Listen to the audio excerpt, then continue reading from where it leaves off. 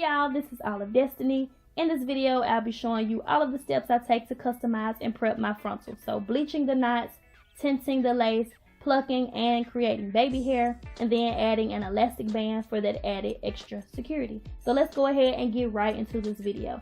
The first thing that I do is I go ahead and bleach the knots on the frontal, and I'm using the BW2 powder by Clairol and 40 volume developer for this. And then whatever you're going to be bleaching. For me, it's going to be a wig. So I go ahead and I just turn that inside out, put down a trash bag or something so that you don't really waste it, you don't mess up anything, because this process can get a little messy, you know.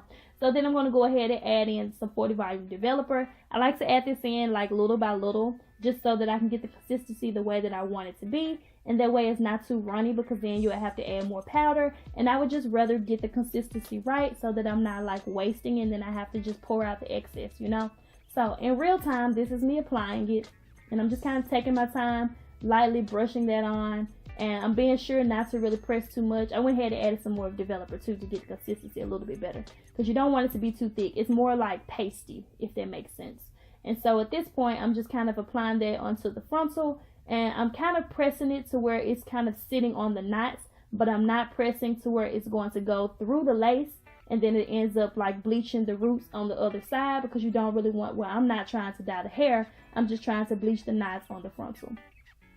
And I can't remember if I said it already or not, but the reason that you kind of bleach the knots is because the knots are black, and we just want to get them to more of a skin tone like color. That way you won't really see it, and then it's like, what wig, like what frontal? And I kind of go around the comb sometimes. Most times I really won't do this part, because I know that I'm going to keep my comb. Some people like to remove theirs, but for me, on days when I don't want to go through the entire thing of like gelling it down with the Got To Be glue gel, I basically rely on just the combs, the added elastic band, and then the adjustable straps in the back. So that's why I like to keep my combs. But for the purpose of the video, I went ahead and I went around them, and I haven't found that the bleach messes up the combs or anything like that. So for me, that works just fine. And I'm just making sure that I'm getting all the way close to the front and then getting near their hairline. So at that point, it's just like the waiting process, about 15 to 20 minutes. And if that process, like the way I just kind of laid the wig out on the floor like that, doesn't work for you, either flip your frontal over, or if it's already on a wig, then just kind of turn your wig inside out and you can put it onto the mannequin stand. Use some little T-pins or stick pins, whatever you want to use to hold your wig onto the mannequin stand, and then you can apply it that way. And just be careful not to press too hard again, because you don't want to get it onto the actual hair. But if you do, then you can just take like some black hair dye and just correct those mistakes. And then you can check the other side to be sure that you didn't really get the bleach on the hair if you want to. So after about 15 to 20 minutes, I'm going to go ahead and rinse the bleach off from the frontal. I like to get the bleach off of the frontal first, and then I'll go ahead and shampoo the entire wig.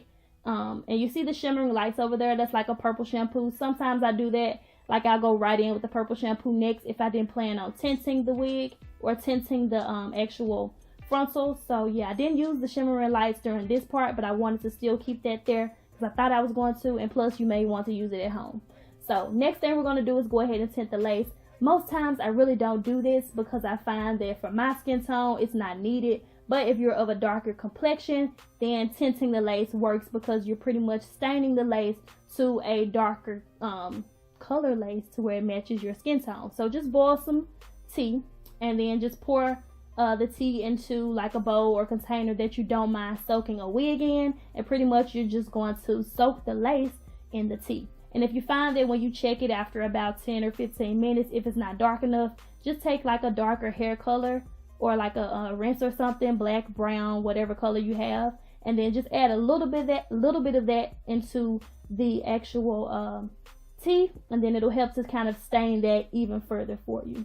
And then after I pretty much tinted the lace, that was when I went ahead and conditioned the entire wig. So now we've shampooed, conditioned, all that good stuff. Now we're going to go ahead and begin to pluck the frontal. And I lost the footage of me showing you all the before and after because I had already done the other side. So I hate that I lost that, because now you can't really see the difference. But you all, if you're working with wigs, then you know how they come sometimes. So yeah, so my technique for this is not a technique at all. I kind of just make parts and I pluck, and then I make a part and I pluck. But to give you all a general idea what I'm doing here, I'm just kind of making a part in the front, and I just kind of hold the hair and I just kind of go all the way across and just kind of pluck, and then I comb that out to see about how much I've actually plucked, and then I comb all the hair back together, and then I make another part behind that, and I pluck some more on both sides of the part, and then I comb it all together again, and I make another part. You get my point? Like, that's what I do. So I don't really go all the way to the very back part of the frontal to where the tracks are, but I kind of do this majority at the front part because I want that gradual fade. Like, I don't want it to be like super full in the front. We want to kind of thin that out a little bit. And then after that, after I go from front to as far back as I want to go, then I'll begin to kind of make some diagonal sections as well. And in that front part, I'm just really trying to break up their hairline because it was like really kind of like straight and like super full. So yeah.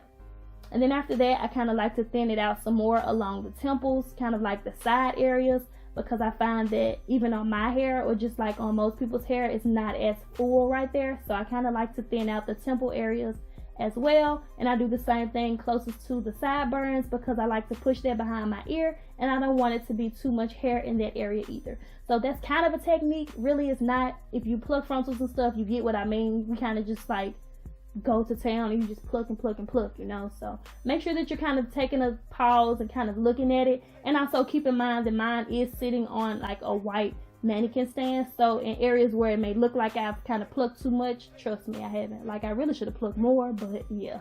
Just so we're on the same page, this is a different wig from the bleaching and tinting portion previously in the video. I do these same steps to almost all of my wigs, so I kind of just collected this footage and put it into one big video.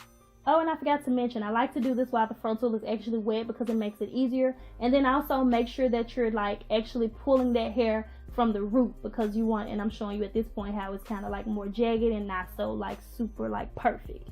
But yeah, just make sure that you're pulling it from the root, because if not, you'll end up with a lot of little, what you kind of call flyaways and stuff. So you want to pull it from the root, that way you're taking out that entire hair.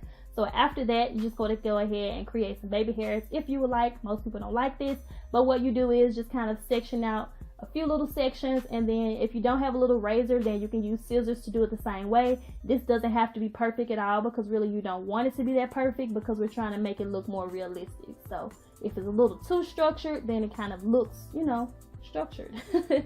And that's pretty much it for the plucking. So next up, we're going to go ahead and add an elastic band. Most wig companies now, they are sending out the elastic with the wigs. If not, you can always just purchase some elastic at a fabric store. And what I'm going to do, I'm going to go ahead and kind of stretch that elastic. Don't stretch it too tight because you don't want to give yourself a headache. But I'm going to stretch it, and I want to check and see ear to ear about how much elastic I need. And so once I have that, I'm going to go ahead and apply my wig, because I'm trying to find the ear portions. And to make sure that it's balanced, like centered and everything, I hold that comb and make sure that it's directly in the center towards the nape of my neck. And then I'm going to go ahead and kind of place my thumbs near where my ears are, and that lets me know where I need to sew on the elastic band. And I'm kind of using green thread because I never remember until I'm actually sewing on an elastic band that I don't have any more thread. So yeah. But yeah, this one is a little thinner because like it's not the actual thread that I'm supposed to use, but it holds up for me. And then I'm just going to repeat that process on the other side. And it doesn't have to be sewn on like perfectly neat. Like nobody's going to see it except you.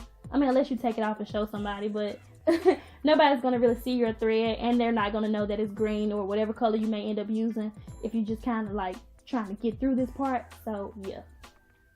Now we have on the elastic band, and we are pretty much good to go. So go ahead and cut off that excess lace and everything like that.